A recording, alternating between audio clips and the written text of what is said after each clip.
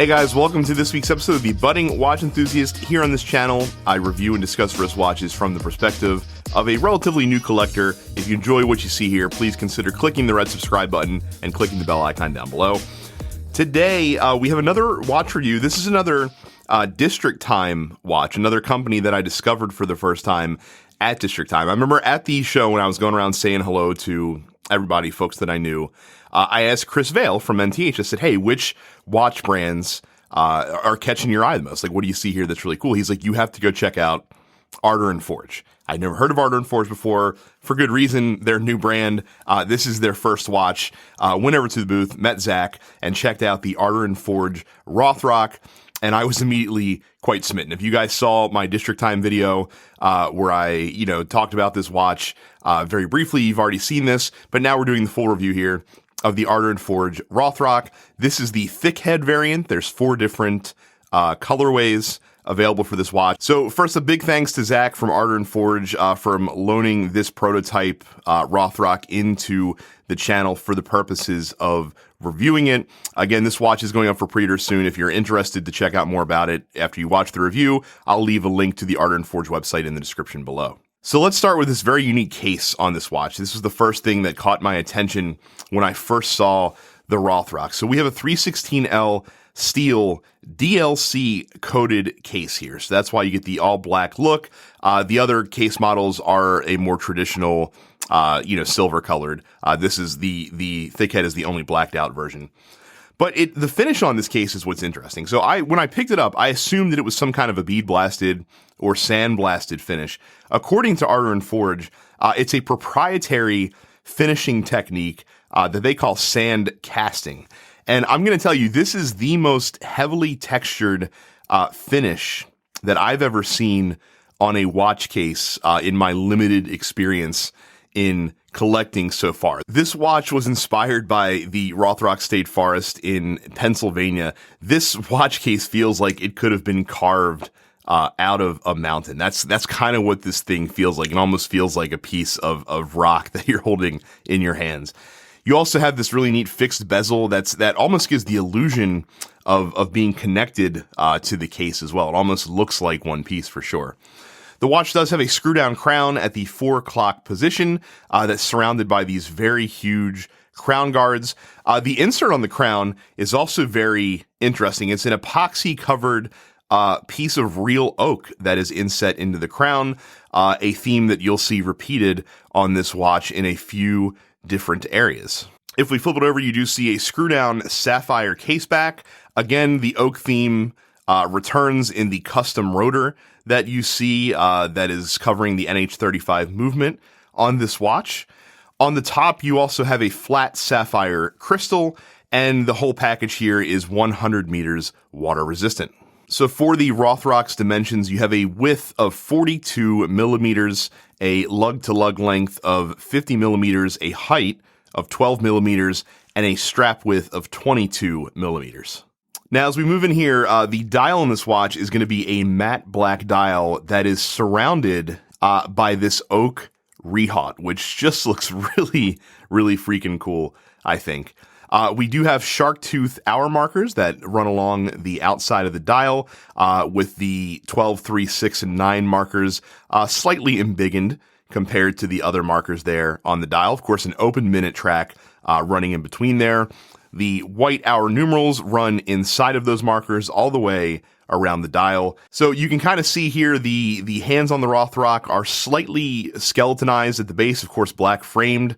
The hands, the numerals, and the hour markers are all filled with C3 Superluminova. Of course, the stuff on the hands is orange tinted to give it a slightly different appearance. Now, when the watch does go into production, apparently the hands are going to match the rest of the numerals, I guess. They're not going to have the orange pigment that you see here on the prototype, which I have to admit is kind of a shame. I do actually kind of like the differentiation with the hands between the rest of the numerals on this particular version of the Rothrock.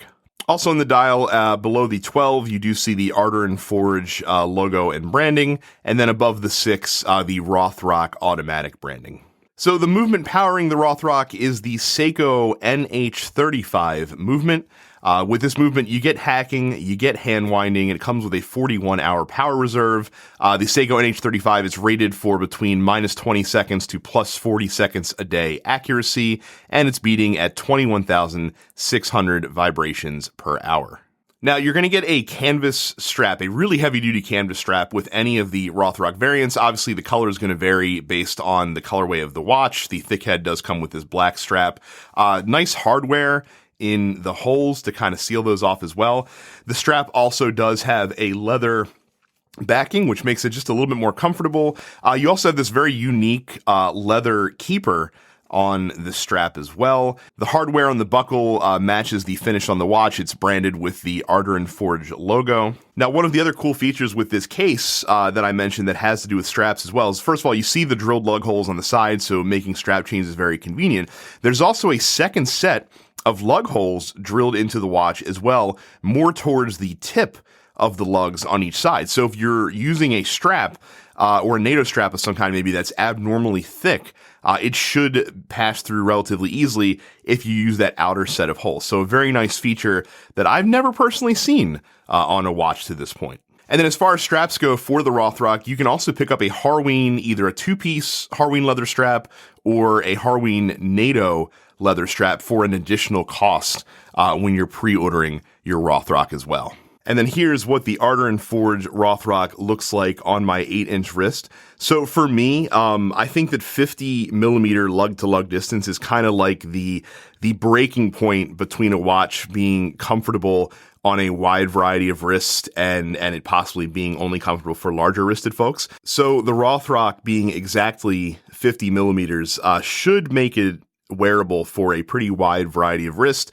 Also, the 42 millimeter width is helped by the fact that the crown is at 4 o'clock, so you're not getting a whole lot of additional added width on the watch. So watches are a really funny thing. It's funny in that watches that are kind of themed a specific way or rest within a specific watch genre, it's funny the feelings that they can evoke in you, the feelings that they can inspire in you.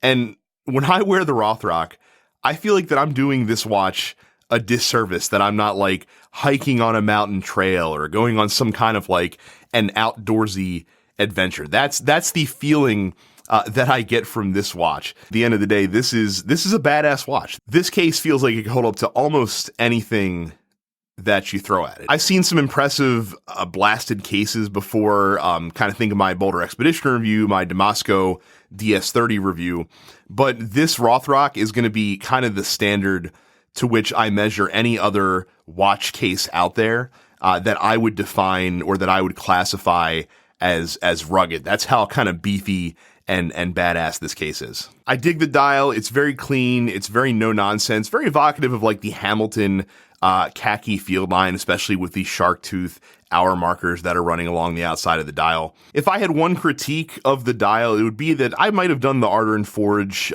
branding and logo in white just to make that Rehot pop that much more, to make that orange seconds hand pop that much more. But that's a really small critique. That doesn't do anything at all to take away from the enjoyment that I get from looking at what is a very traditional field watch dial. And speaking of those oak accents between the Rehot, between the crown, and between the rotor, what a really cool way to stand out amongst the crowd, especially amongst the microbrand crowd as well. It really fits with the theme of this watch. It's not something that I can personally say I've ever seen on any watch that I've experienced in person before. I do have the feeling that is going to be a polarizing point for some. There's going to be some people that really don't like that aspect of the watch, that would really desire to see something maybe a little bit more traditional. I think it's a really awesome feature and one that I really applaud. Now, I love a canvas strap. You guys know, if you've seen my review of the Haviston canvas straps before, the thick strap on this watch certainly matches the aesthetic that the watch is going for, the design that the watch is going for.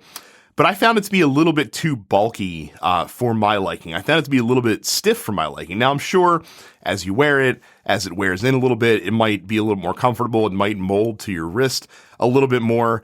But like I said, as it is right now, I just felt it to be very stiff. Now, also, too, the leather keeper, which it looks great. No, certainly no denying that. This is the most inconvenient keeper that I think I've ever used. It was really difficult to get the tail from the strap tucked into this thing. And part of that might be because I'm on the more extreme ends of this strap, so I didn't have a whole lot of tail to tuck. It might be a little bit easier if you have a little bit more to work with, but I really would have preferred either having a canvas keeper or maybe even like a metal keeper, some hardware that would have matched the buckle and the case as well, that you could slide up and down just to keep that canvas tail tucked into place. The NH35 movement is a fantastic choice for this watch. It's really durable. With regulation, it can be really accurate, and it keeps the price down as well to make this a great affordable alternative to some of the other micro-brand field lines that are out there. So the price on the Rothrock is $550. It goes up for pre-order on November 19th. Now, the thing is, if you actually pre-order this watch,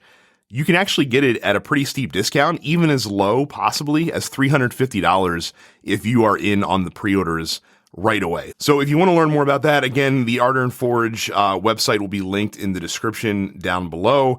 And I'm telling you, getting this watch for $350 for what this watch is delivering is an insane value proposition. But what a cool watch the Rothrock is. I call this a field watch with a capital F. And look, there's going to be things that some people aren't going to like about it. Does it have a Swiss movement inside of it? No. Do some people like the feel of a blasted finish, or in this case, a sandcast finish? No, some people really aren't going to like that. They prefer, smoother lines, brushing, that sort of thing. But if you are an outdoorsman or someone who at least fancies themselves an outdoorsman, even if you are not, take a look at the Ardor Forge Rothrock. Again, just like the Roebuck Diviso that I reviewed last week, a fantastic debut watch from a new micro-brand company that I think is going to have quite a bit of success based on the prototype that I am holding here.